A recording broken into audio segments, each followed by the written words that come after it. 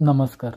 आज आपण परस्पर संमतीने घटस्फोट कसा घ्यावा व त्याची प्रक्रिया काय असते व लागणारा वेळ तसेच लागणारी कागदपत्रे याची माहिती या व्हिडिओमधून घेणार आहोत. मित्रांनो, अशा नवनवीन विषयांसाठी व कायदेविषयक माहितीसाठी आमच्या चॅनलला सबस्क्राईब करा. सध्या भारतात घटस्फोटाचे प्रमाण वाढत चालले आहे. त्याची अनेक वेगवेगळी कारणे आहेत. माणसानुसार, जोडीदारांनुसार ही कारणे बदलत राहतात. पण जर दोन्ही पक्षांना म्हणजे पती व पत्नीला घटस्फोट घेणे हा निर्णय मान्य असेल तर कोर्टाच्या पायऱ्या झुंजण्यापेक्षा परस्पर संमतीने घटस्फोट घेणे हा अत्यंत सोपा मार्ग आहे.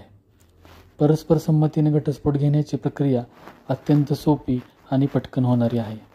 यामध्ये पती व पत्नी आपल्या इच्छेनुसार अटी व शर्ती ठरवतात व घटस्फोट घेण्याचा निर्णय घेतात. भारतात धर्मानुसार विवाह व घटस्फोट संदर्भात वेगवेगळे कायदे आहेत. जसं की एखाद्या हिंदूला घटस्फोट घ्यायचा असेल तर हिंदू विवाह कायदा 1955 नुसार त्याला ती प्रक्रिया पार पाडावी लागते. तसेच ख्रिश्चन धर्मियांना भारत ख्रिश्चन विवाह कायदा 1972 व ख्रिश्चन घटस्फोट कायदा हा पाळावा लागतो. यातील हिंदू विवाह कायदा कलम 13B अंतर्गत दिलेली परस्पर संमतीच्या घटस्फोटाची प्रक्रिया आज आपण जाणून घेऊयात.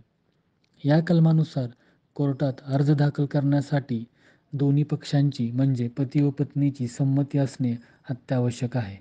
दुसरं, पती व पत्नी किमान 1 वर्षापेक्षा जास्त कालावधीसाठी वेगळे राहणे आवश्यक आहे व भविष्यात ते एकत्र राहू शकत नाहीत अशी परिस्थिती निर्माण झालेली असावी. तसेच परस्पर संमतीचा अर्ज कोर्टात दाखल करताना काही अटी व शर्ती पती पत्नी ठरल्या असतील तर त्या अटी व शर्ती दोन्ही पक्षांना मान्य असायला हव्यात, तरच आपल्याला कोर्टात परस्पर संमतीने घटस्फोट दाखल करता येतो. आता आपण बघूयात की अर्ज भरण्याचे ठिकाण कोणते, म्हणजे कोणत्या कोर्टात आपण हा अर्ज दाखल करूया जाऊ शकतो. पहिलं, पती व पत्नी शेवटचे ज्या ठिकाणी राहिले त्या ठिकाणी म्हणजे त्या कोर्टात आपण अर्ज दाखल करू शकतो. दुसरं म्हणजे ज्या ठिकाणी या उभयतांचा विवाह झाला असेल त्या ठिकाणी सुद्धा आपण कोर्टात दावा दाखल करू शकतो. तिसरं म्हणजे पत्नी ज्या ठिकाणी राहते या ठिकाणी सुद्धा आपण अर्ज दाखल करू शकतो.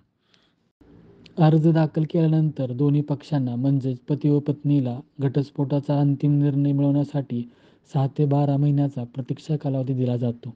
या वेळेत पती व पत्नीला घटस्फोट घेण्याच्या निर्णयावर पुनर्विचार करण्याचा व याचिका परत घेण्याची मुभा दिली जाते व तसा कोणताही पुनर्विचार केला नाही व याचिका परत घेतली नाही तर या कालावधी झाल्यानंतर दोन्ही पक्षांची दोन्ही बाजूंची मते ऐकून घटस्फोटावर निर्णय दिला जातो व उभयतांचा घटस्फोट होतो. ही माहिती आपल्याला कशी वाटली हे आम्हाला नक्की सांगा व आपल्या मनात कोणते विषय असतील तर ते कमेंटद्वारे नक्की कळवा.